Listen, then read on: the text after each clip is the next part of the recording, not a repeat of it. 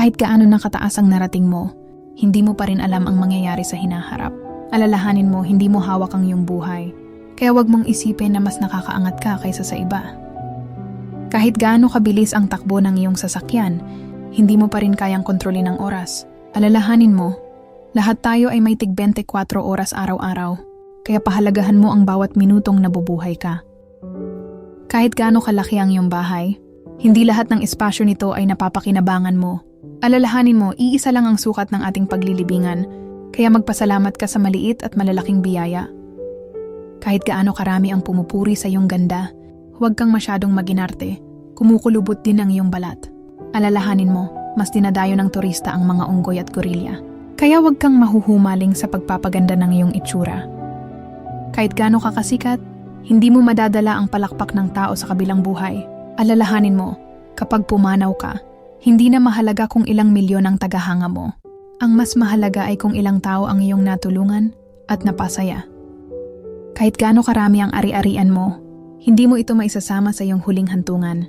Alalahanin mo, sa dulo ng lahat, pangalan mo lang ang nakaukit sa lapida mo, kaya huwag mong ibuhos ang buhay sa material na bagay. Mas mahalaga ang pagmamahal at kabutihan.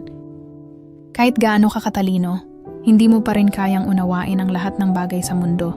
Alalahanin mo, may mga tanong sa buhay na walang sagot, at may mga pangyayari na hindi mo kayang kontrolin, kaya matuto kang maging mapagpakumbaba at huwag isiping ikaw lang ang laging tama.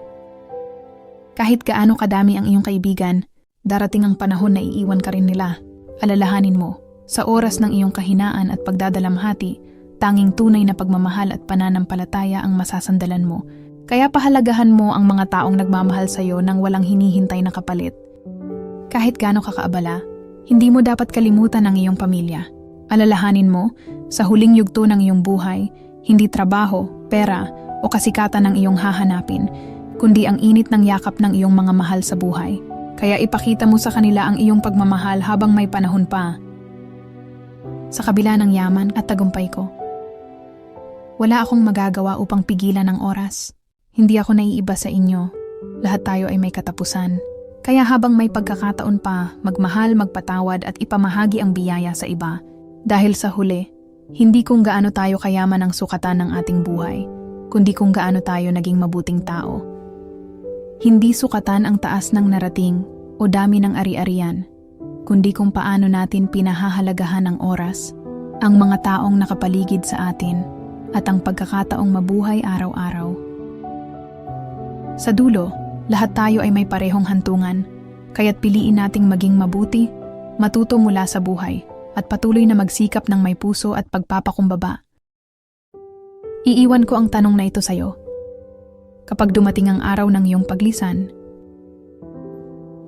paano ka kaya maaalala ng ibang tao